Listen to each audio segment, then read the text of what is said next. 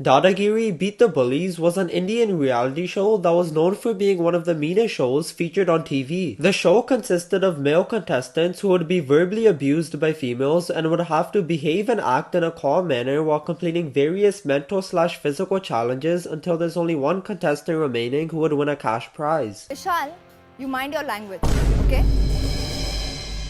I am talking to him. You shut up and just listen. If I ask him to do something, he bloody well do it. Even if that involves you. According to past contestants, the show itself was actually 70% scripted and 30% improvised, as this minimized the chances of something going wrong. Although the show was running as planned in the beginning, it would quickly go downhill in 2008 as a contestant by the name of Ravi Bhatia would get slapped in the face by one of the women, even though the show stated that only verbal abuse was allowed. The whole point of making the show 70% scripted was to entertain the audience to the fullest while making sure nothing goes wrong, but they still somehow managed to mess that up. The contestants' one job was to keep their mouths shut and behave in a calm manner, but Ravi, with that EDP pedophile looking smile, had other ideas. Why don't you go and f*** off then? You go.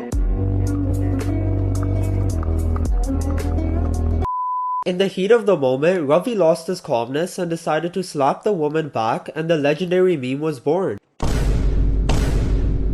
How can you slap? How can you slap? Mad or what, bloody? How can she slap? How can she slap me? How can you slap, bloody? Fucker! Bastard! Bloody bastard! How can she slap, yeah? You bastard! How did you enter? I'll fuck your brain right now! You fucking bastard!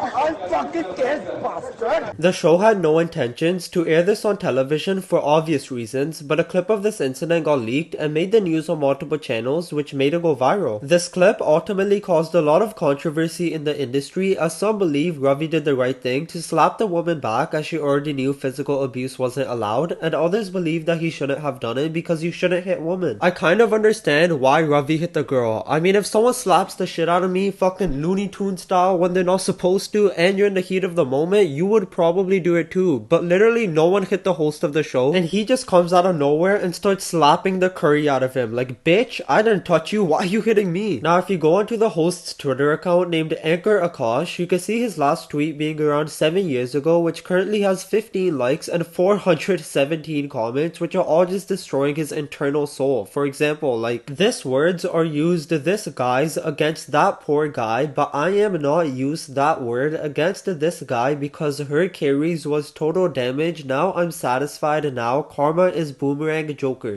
This video quickly became popular over the internet, with the original currently having 10 million views on YouTube, and although this did make Ravi famous, which can be seen as a good thing, his whole career and life would start to be at danger. Ravi's career goal was to become an actor, and he thought being in this popular show would give him some exposure to open new doors for his career, but after slapping the shit out of this girl, he stated in an interview with Vice, "When it first went viral, people in the film industry avoided me because it gave them this impression that I was impatient or just an angry hothead." He also talked about how he got banned from most film productions and was only allowed to be an extra on some TV shows. People in India would also make fun of him and threaten him whenever they saw him in public, which made him paranoid to go outside as he would be scared for his life. Everyone knows that when you're mad, you don't really think straight and just behave violently. It's the same thing as if you lose a game of Fortnite and you stick a pencil up your ass or something because you're raging. It's natural instinct and we all do it. But imagine being scared to go outside because you became famous for slapping a woman and then getting jumped by 50 people afterwards. Like, that's the biggest L possible. At this point, Ravi's life in all aspects was at an all-time low, as he wouldn't be allowed to play roles in shows or films, something he dreamed of doing and was known as the violent slapper. But instead of giving up and moving to a different industry, Ravi continued to apply to many TV shows in an effort to get one role to show the acting industry his talents. He eventually got some roles to act in after a few months, but in 2010 he got a big role to play a parallel lead in a show called Raja Ki Aayegi Barat. After he acted in the show, many other companies companies were willing to give him a role, but it wasn't until 2016, 8 years after the slapping incident, where he got a role in an Indonesian show called Roro Jonggrang as the lead superhero, which made him famous once again, but this time for the right reasons. Today, 15 years later, people still bring up this circumstance to Ravi, as you can see from his Instagram comments, and it's probably the highlight of his career. Let me know if you think Ravi was in the right or wrong after he slapped the woman, and feel free to subscribe if you enjoyed.